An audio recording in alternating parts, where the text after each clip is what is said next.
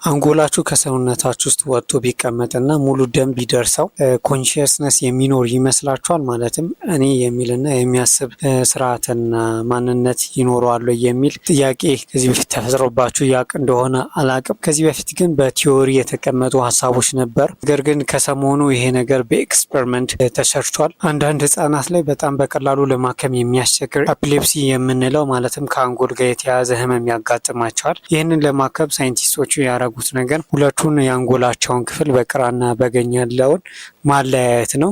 ይህም ሄሚስፌሮቶሚ ይባላል። ሁለቱን የአንጎላቸውን ክፍል በማለያየት የተጎዳውን የአንጎል ክፍል ከሌላው መለየት ነው። በዚህም እነዚህ ህጻናት ያጋጠማቸው ሲዥር ወደ ሌላ እንዳይስፋፋና እንዲያገግም ለማድረግ ነው ይሄ የሚሰራው። ሳይንቲስቶቹ ይህም ብቻ አይደለም ያደረጉት። አንጎሉን ካለያዩ በኋላ ይሄ አንደኛው የተለየውን አንጎል ደም እንዲደርሰው ይደረጋል። ደም እንዲደርሰው ከተደረገ በኋላ ይሄ ነገር ኮንሺየስ ነው ወይስ አይደለም የሚለውን ነገር ለመመርመር ችለዋል ማለት ነው። የሚያስገርም ውጤትን አግኝተዋል። ከዚህ በፊት ጥያቄ ነበር፣ ኮንሺየስነስ ይኖራል አይኖርም፣ ወይ ደግሞ የሆነ ያህል ራሱን የቻለ አይዞሌት የሆነ የኮንሺየስ አይነት ዲቨሎፕ ወይንም ሊኖረው ይችላል የሚል ነበረ።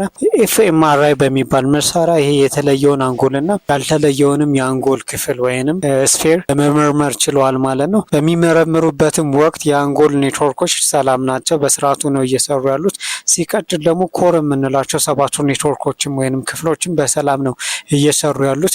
ነገር ግን ሳይንቲስቶቹ ከዚህ በጠለቀ ሁኔታ መመርመር ችለዋል። ይሄ ዴይ ድሪሚንግ ማለትም በቀን እንደ ሰመመን የሚወስደን ፓርት ወይንም አካባቢ የሚቆጣጠረው ክፍል አክቲቭሊ እየሰራ እንደሆነና አክቲቭ እንደሆነ ነው የሚያሳየው። ኢኢጂን በመጠቀም አክቹዋል ኤሌክትሪካል አክቲቪቲ የምንለውን ነገር ሜዥር ነው ያደረጉት። ስለ ራሳችን የምናስብበት ክፍል በአብዛኛው በስሎ ዌቭ ነው የተሞላው። ይህም የዲፕ ስሊፕ ፓተርንን ያሳይ ነበር። ሙሉ ለሙሉ ለመተኛት ያኛው የአንጎል ክፍል ውስጥ ያለ ቦታ ነው ያንን የሚቆጣጠረው። በዚህ መሰረት አድርገው ሳይንቲስቶቹ ኮንሺየስነስ አልነበረውም ወይም በዛ ወቅት የለውም የሚል ድምዳሜ ላይ ደርሷል ማለት ነው። ይህ ጥናት ከወጣ በኋላ ሌሎች የቀረቡ ሀሳቦች ነበሩ። ኮንሺየስነስ የምንለውን ነገር፣ ራስን ማወቅ፣ ህሊናን እና አዌርነስ የምንለውን ነገር እንዴት ነው ኢንተርፕሬት ወይንም ዲፋይን የምናደርገው የሚለውም ሌላ ከፍተኛ የሆነ ጥያቄን አስነስቷል ማለት ነው።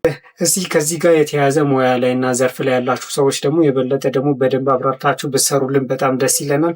ሳይንሳዊ ነገር የሚመቻችሁ ከሆነ ላይክ፣ ፎሎ፣ ሼር ማድረግ እንዳይረሳ። አመሰግናለሁ።